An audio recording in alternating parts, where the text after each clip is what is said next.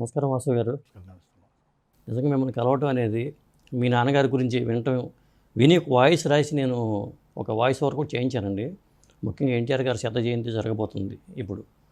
ఈ సందర్భంగా మీ నాన్నగారి గురించి, మీ గురించి కానీ మన వాళ్ళు తెలియజెప్పాలని చెప్పి నేను వచ్చాను, ఇక్కడికి చెన్నై వచ్చాను. ఎన్టీఆర్ గారితో మీ నాన్నగారికి ఉన్న అనుబంధం ఏంటి సార్ అసలు? ఎలా ఆ బాండింగ్?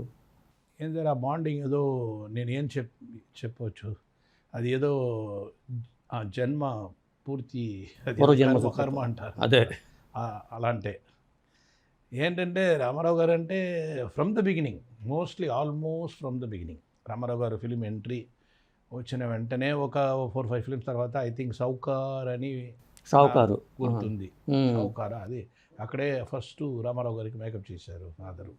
అక్కడి నుంచి కంటిన్యూస్గా టిల్ హీ బికెమ్ సీఎం.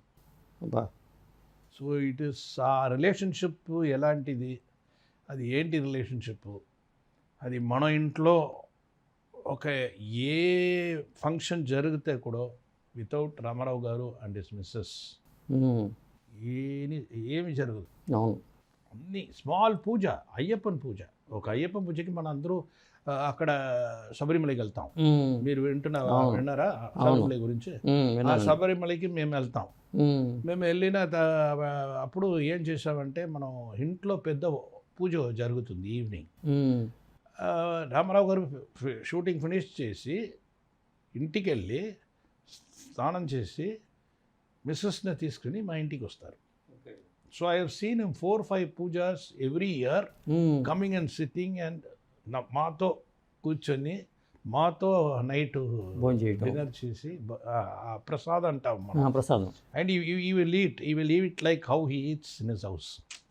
మన ఇంట్లో మనం ఎలాగ మనం చేస్తామో అలాంటి చేస్తారు.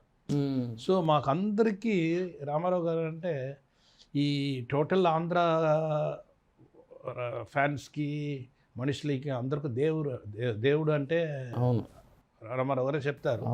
కానీ నేను నా గుండెలని చెప్తున్నాను, మా ఫ్యామిలీకి ఒక దేవుడు అంటే ఒకరు ఎంజీఆర్ గారు, ఇంకొకరు వచ్చి రామారావు గారు. మీ ఫాదర్కి 2 కళ్ళు లాంటి వాళ్ళు. 2 కళ్ళు అలాంటి ఒక మనిషి రామారావు గారు. So he has done many films. అది నాకు ఏం తెలియదు, because I was born that time.